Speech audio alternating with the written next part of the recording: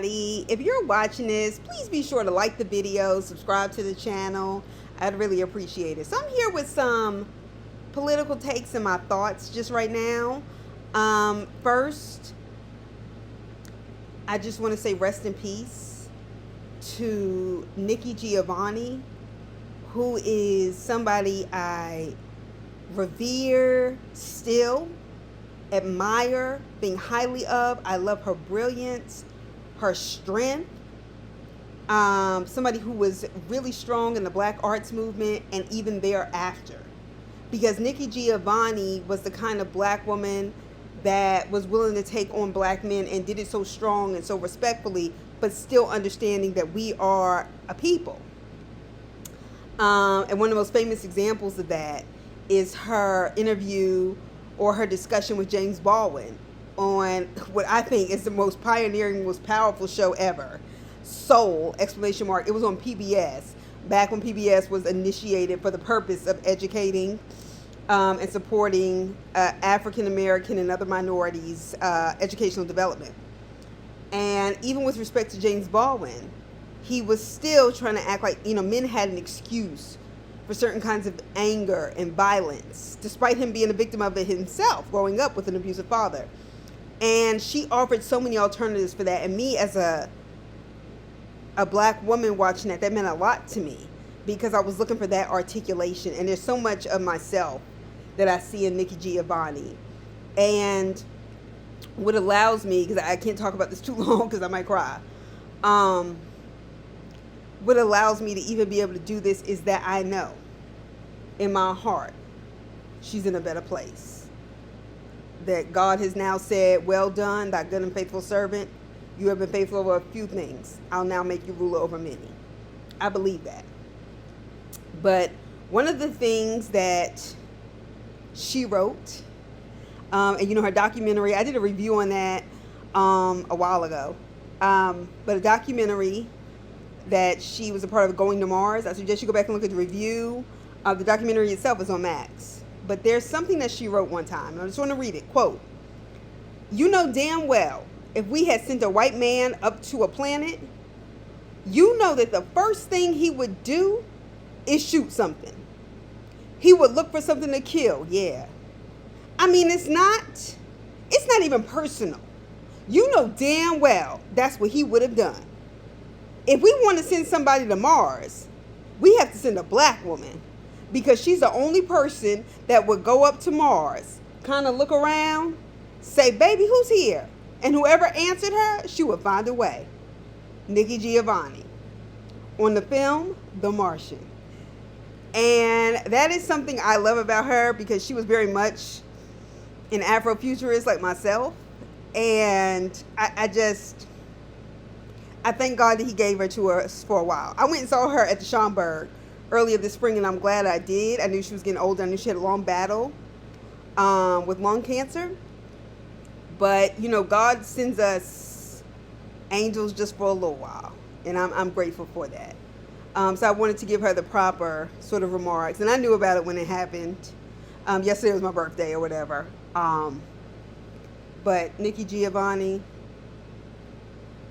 thank you for leaving us with your words, because they will live longer than you will, and we need you. All right.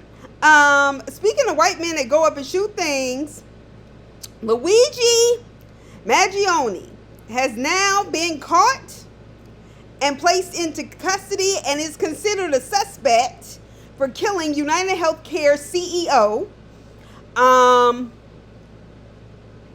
Despite the fact he's only considered a suspect, despite the fact that he wrote an entire manifesto to help save the feds time, because he appreciates what the feds do.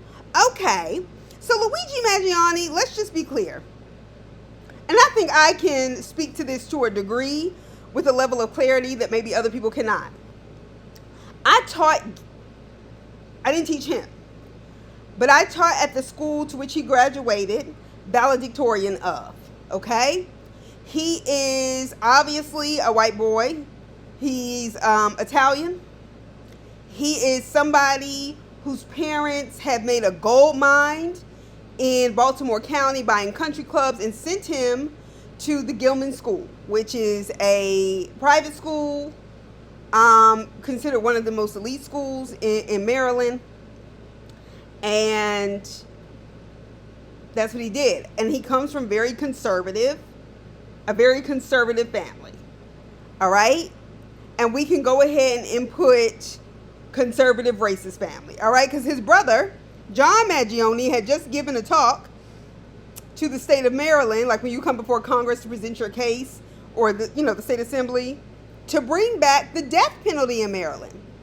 Now, these are people who live in Baltimore County, and if you know anything about Baltimore County or Baltimore City, you already know who's there.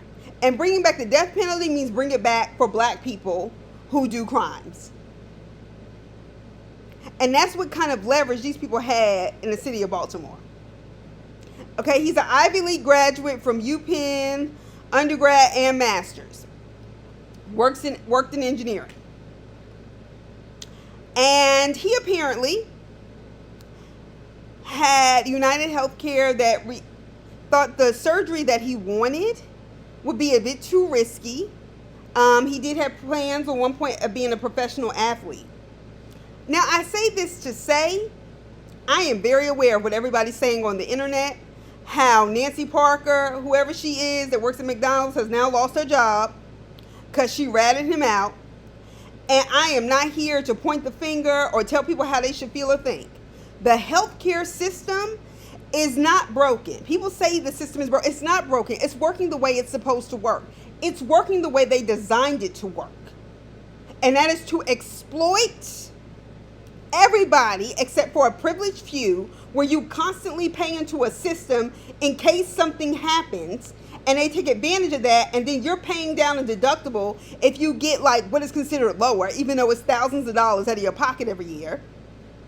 That in and of itself is a scam. You want to know why? Because the United States has more than enough money to make this accessible to everybody. But because we live in a racialized capitalist system, don't forget the race part, racialized capitalist system, we have been trained to believe that, oh my gosh, if you give it to everybody, it's socialism. So what?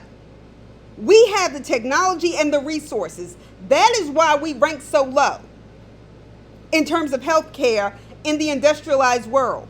And the reason why we rank lower than any other industrialized nation in terms of healthcare is because of the death rates of African American women and the infant mortality rate of babies born from African American mothers. And that's what it is. Okay? So Luigi came from a rich, elitist, conservative. We can go ahead and presume, I will presume they're racist, because I taught boys from Gilman, and he is very much within that framework. And he couldn't get the kind of support that he wanted for them to do a surgery for him. I understand his frustration. I, full disclosure here, was a kid that did not have health care. There were 5 kids in my family. And before anybody even thinks of letting some bullshit come out their mouth, okay? My father was a pastor, very traditional man. My father did not get health insurance from any church until I was 17. We were all 2 years apart. My father was not the kind of man that preached for money. He's a Baptist preacher. Like, deacons would come in. I remember being in his office trying to tell him, look, Reverend, you need to preach about, and he said, I don't preach about money. I think I remember one sermon out of all the years I spent in church, and he just started off at the beginning or something, and then went to, like, he just did not do that. As a principal who just believed in the gospel of Christ. And don't get me wrong, God has always provided. But when my mother got food, my mother hadn't gone to the hospital for regular checkups. We would get sick. My mother would do the best she could with home remedies. And we struggled. My father was a very educated man. A principled one, and you can say, oh, he should have done this and should have done that. Or my mother should have done this, should have done that. No, that's what they worked. I can still exist because of the sacrifices both of my parents made. Because yes, I do believe my mother being married to my father at the time was a sacrifice. But I say this to say, that's a scary feeling when one of us gets sick, or one of us had to go to the emergency room because of a car accident, or because one of us had to go to the emergency room, like my mother, when she got food poisoning really bad. That was like a panic situation. How are we going to pay for this? Instead of, my first thought was, is my mother gonna live? But also, how are we going to pay for this? That was a kid thinking that. So there is nothing in people's response, whatever their response is, that I feel like is terribly faulty. This system is screwed up, and it's purposely done. And these CEOs choose to be the representatives for this. They could make a decision today, sign off on something, and actually do it. But the CEOs, because we have a Wall Street government, whether you realize it or not, go read, because I'm not making this shit up. That's how you had 2008 crisis. That's how you had another whole breakdown in the economy in 2020. All this stuff was building. It was never really good. It's only good for a few. So when somebody like Brian Thompson gets murdered in his back after several people have been murdered, essentially, in many ways, by not getting the right health care, not because we didn't have the technology, the access, and the medicine, but because they couldn't afford it, because they were kept waiting in the emergency room too long, because they didn't have the right job, the right last name. That's why there's a lack of empathy. Now, granted, we can say Luigi, Mangione, these are two white men at the end of the day. Two rich white men. Justice, whatever it's going to look like, will prevail. Because that's who the fuck we dealing with. Two privileged, white, elitist, white men. This is all over the news because he shot a white CEO. First of all, I already knew that killer wasn't black, because if that killer was black, he would have never made it out of New York. And Nancy Parker, who told on him, who ratted him out at McDonald's, it was the same thing. Let me just keep it real, because I want to say before I start judging people, I worked at Old Navy through college, because any extra bucks I could get, I got. I worked for it for a little while I was in grad school to make sure I had extra money. And I remember one time a woman came up to me, and this was a grown woman who did this as like a part-time job at Old Navy. She said to me, you know, I saw this woman trying to steal stuff. And I just said, while I folded my clothes. And she was like, I just stood there and I stared at her. And the woman finally looked up. And she was like, what are you looking at? And she said, I told her, I'm looking at you trying to steal something. This, that, and the other. And I just looked at her. And I went right back to what I was doing. Because let me tell you what the fuck I wasn't going to do. They didn't pay me enough to put my life on the line for anybody bold enough to steal. Okay? Old Navy did not use metal detectors or security cameras for a very long time. Even when I worked there. We're talking about in the 2010s. Because they felt like that would make customers uncomfortable. And Old Navy was a place where things are affordable, so on and so forth. They did not do that. Even when I was working there. And I was thinking to myself, if that bitch pulled out a gun, you willing to give your life for this fucking company? They, you know, God knows what little, because we were seeing all those tags. Because I did storage, like bringing things in early in the morning and also working the floor and that kind of stuff. And you would see Venezuela, China, all these different places. And I knew enough, even as I worked through college, I knew and understood that these people weren't being paid anything. Because meanwhile, I'm learning about the exploitation in Latin America, because I got a great college education at Spelman and the kind of history training that I got. And I was just like, I'd be goddamn if I put my life on the line. Because you don't ever know what somebody had. And I say that thing about security on purpose. We didn't know what people were walking into. I know there was people who tried to steal stuff under my nose. I didn't even have time. I don't own, my last name ain't Navy. My first name ain't old. So next. And that's why people who have lost family members to y'all's fucking stinginess, while he gets bonuses, while other people are trying to pay for a fucking funeral to bury their loved one as they need to. That's why nobody gives a fuck. Now, do I think Luigi had his finger on something important? Yes. Do I think it's for the greater good of the people? No. I think it's for the first time in his life he may have walked into a wall where somebody told him no, And that's not supposed to happen to a white guy. A white guy who went to private school. And trust me, I taught them boys at Gilman. And that's what they do. They go and lie on their teachers whenever they want something. They said he's valedictorian. He may have been valedictorian. But let me tell you something. As a teacher who works in private schools, the way parents bully the administration and teachers for grades, I don't even know what that means. Because it does not automatically mean you're smart. Certainly not in the way it does in public school. And that's just that on that. Because I definitely had a student accuse me of teaching CRT while I was teaching slavery. And the administration, the head of school said something, the DEI person said something, but only after they allowed this boy to lie on me and be removed from my class because he was failing. Even though everybody admitted, yeah, I can tell this is a student. Meanwhile, the black woman who was the head of upper school, and I have a video on Black Karens, go back, when I was just starting YouTube, because she was like, well, that's my counterpart over there. What the fuck they got to do with him lying? See, critical race theory is a very, very dense, specific, legal theory around race. I am nobody's fucking lawyer. Even as a PhD, I was like, ooh, it's just a lot of words. And I was reading all the time. I finished my PhD in 5 years, okay? All right, I don't want y'all to think I was talking to no dummy. But like, once again, systemic things, right?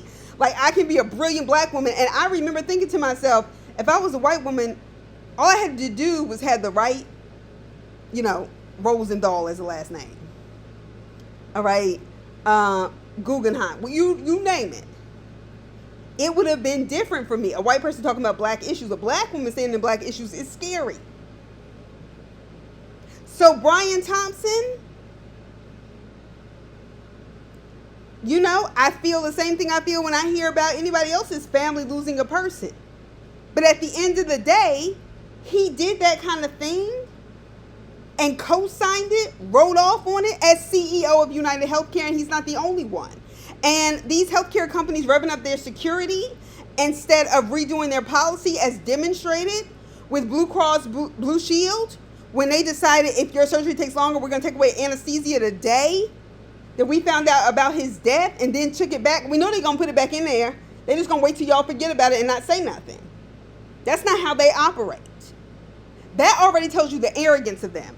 And the reason why I'm not going to sit on here and give no sob story, I'm not happy to hear about somebody losing their family. But let me tell you why the fuck I'm not going to just go on and on and on. Because where is that same fucking sympathy for Jordan Neely, an unarmed black man, a Michael Jackson impersonator who had mental health issues, who was murdered by Daniel Penny, who had served in the U.S. Marines, and then this New York jury gets deadlocked. He gets acquitted. He murdered some fucking body. Now you put a black person in that same position who served their time in the Marines, who does this to a white boy who is unarmed and has mental health issues. You tell me that shit would have been deadlocked? I don't give a damn there was a majority of women or just over a majority of women on the jury. I can tell you right now they were white. And we don't know the exact numbers. They don't identify with the murdering of somebody's black son. They don't. And they've demonstrated that in the 2016 election. They demonstrated that in the 2020 election. They demonstrated that back when black people were fighting for rights to suffrage, when Susan B. Anthony was saying all that racist shit, when Frederick Douglass was trying to get rights for black people. Don't play in my fucking face like that. Jordan Neely's parents have now had to file a civil suit while they still grieve their son who was mentally ill and who did not have to die that day. Because some white man decided vigilante justice is worth it. So while I understand people saying, well, violence is never the answer, the fuck it ain't.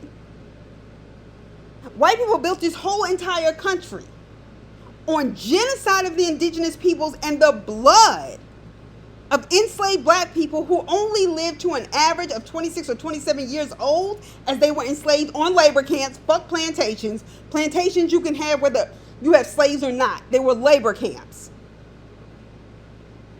Okay? Tell me violence doesn't work. They still benefiting from it. And white people, whether they rich or not, still have the capital that is embedded in whiteness. which is why they can't come together and have a class push for something. Healthcare is a joke, and it doesn't have to be. Then they tell you things like in Canada, when you go up there and you get sick and you can still go into a hospital whether you're a citizen or not, because that's the policy. Then people in this country go, oh, it doesn't work. Or is it good healthcare? I have known somebody who grew up their whole life in Canada, black, dealt with racism, and was like, I go into my doctor's office just to talk. He never denied the racism in Canada. He never denied. So that's the game they play. So if you think I'm going to spend more time crying over Brian Thompson than Jordan Neely, who's not going to see justice before death or after, oh, don't worry. They'll pay his family millions of dollars. They'll do it. They don't care. They'll give you millions of dollars as long as they know they've killed another black person. Any black person will do. And I'm not going to sit here and be quiet about it. I'm not going to go, oh, killing is wrong for everybody. Where the fuck is this kind of sympathy when we die every goddamn day?